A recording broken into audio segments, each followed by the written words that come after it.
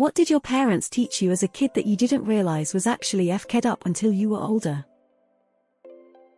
Apparently healthy conflict resolution doesn't involve complete avoidance in the form of locking yourself in the bedroom for days on end. My parents told me that I had a limited number of words and when I got to that limit I would die. I guess it was an easy way to make me shut up. That every interaction with other people is transactional in some way.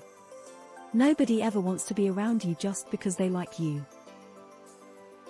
Anytime I felt hurt by a conflict with a friend, my parents would tell me to never talk to them again because they aren't real friends anyway.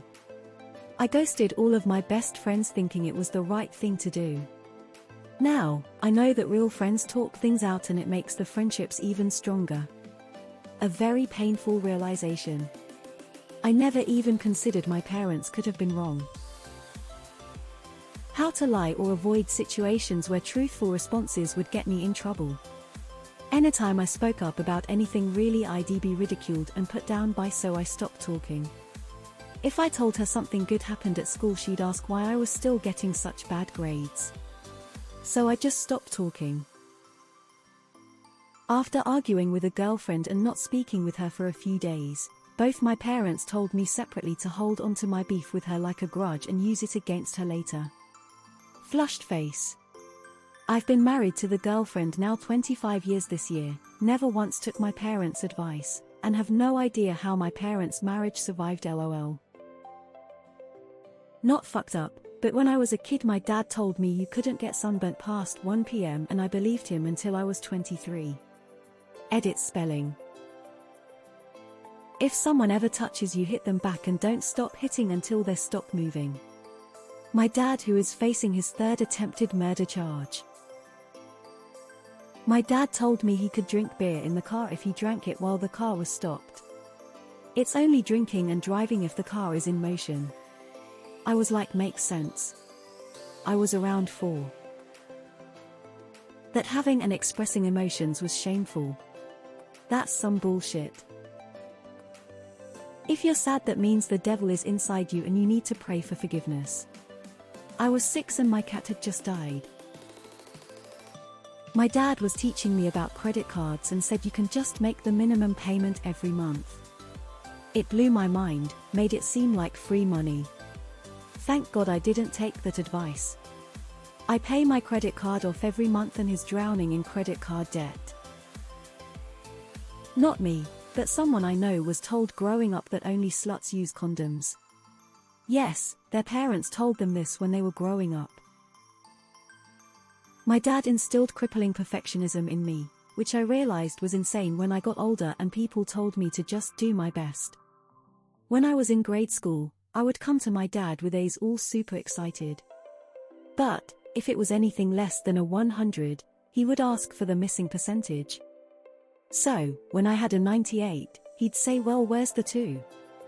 And now, if I do anything less than perfect, I beat myself up. They said foster parents were all pedophiles who raped and pimped the kids they took in. My stepdad would tell us this whenever we got bruises from him hitting us to discourage us from calling social services or telling a teacher. Edit didn't expect this to blow up. Thanks for all the love. I turned out okay. Met some people who foster in my adult years and they're the nicest, kindest people ever. My stepdad left my mom for a Chinese mail order wife, and my mom remarried to a truck driver who is the best dad a guy could have. That the police were going to come and take me away unless I hid. Nothing sinister, he just thought it was funny. Edit, see, this one touched a nerve. Sorry if dragged up bad memories. Do not ever be a bother to anyone. Solve all your problems by yourself. When I was 7, my uncle was doing coke while I was staying over and I told him that my mom said never to do drugs and he said you're allowed to do cocaine because rich people do it. Luckily never got a chance to do cocaine, but I totally thought it made sense. I always had anxiety as a child and my mother said the only way to get over it is to deal with the situation head on. Sounds great until I told her my idea of escalators and she pushed me down and I fell and almost got my hair caught. Another thing she loved to teach me is how self-defense is necessary. Great, where do I take lessons? There were no lessons. She said being with my abusive ex was enough of a lesson. I should have learned it then. Not exactly a lesson, but when I was 8, I had some difficulty to speak clearly, and my father, who was still married to my mother, wanted to take me to a specific therapist. In the end, the therapist was a woman that he wanted to seduce for a long time, and I was the way to do it. By the way, in the end I just needed an orthodontist for my issue. This is something that for me was fucked up, and I will never forget it.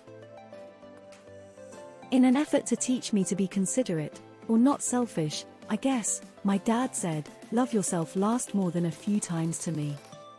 That's a mess I've been untangling for about 35 years. If you ignore bullies, they will go away.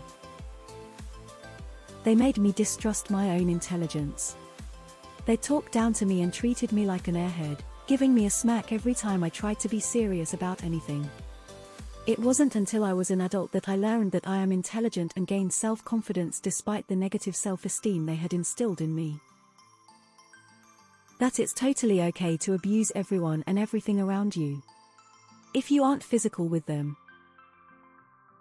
There's a crazy bitch that buys children's baby teeth for $1. Only TV families resolve their problems and apologize after a big fight. Real families just act like it never happened. Upon hearing stories of my childhood, my husband had to break it to me that it was not in fact normal for moms to share their antipsychotic meds, or chill pills, as she would call them, with their young children. My mom told me that on some buildings there weren't guard dogs but rather guard birds. These birds were trained to peck your eyes out if you trespassed. I believed this till I was 16 and have been afraid of birds ever since. My mom taught me that when you have bug bites, you should scratch them until they bleed, and then rub salt on them to make them stop itching. It wasn't until I was 23 and passed that home remedy on to a friend, and they immediately told me how masochistic it was, that I realized something was weird about it. My grandma told me that June bugs would crawl in my ear, eat through my eardrum, and lay eggs in my brain. There wasn't an unless you do, it was just a fact. I still put my hands over my ears if there are lots of flying bugs around.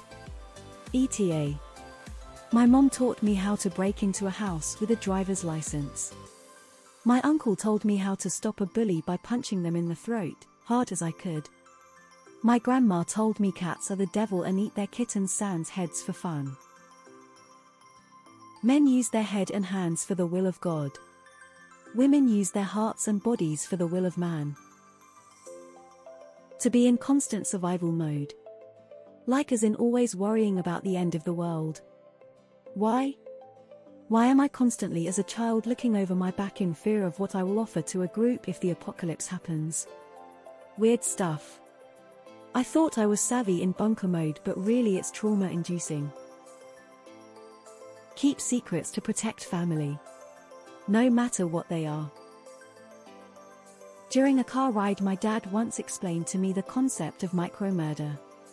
It was the idea that the seconds spent in traffic behind someone driving below the speed limit and other instances of people inconveniencing you were seconds of your life that you couldn't get back, and should be upset about. I realize as an adult that he's got some issues and just needed an excuse to resent random people on the street. I remember my sisters and I all getting a talk about how when women dress provocatively it's our own fault if she were to get up head. Men can't help themselves, which is why my family had such a strict dress code. When we bought new clothes we would have to go show my dad and he would make us walk around, sit, stand, and then decide if it was appropriate or not. It really didn't settle in just how gross that whole thing was until I got older. That anytime something bad happened, it was just a dream, and if I talked about it, then I was just seeking attention and no one would believe me. It wasn't until I was in my 20s when my brother brought up some of the terrible things that happened to me that I realized I wasn't going crazy. Situation awareness, what seems odd or out of place. Felt like I was being trained by Batman when I realized what he was doing. Dad's from a rough part of Mexico with a lot of narco gang wars, so he was just teaching me to read if a place or a situation was out of the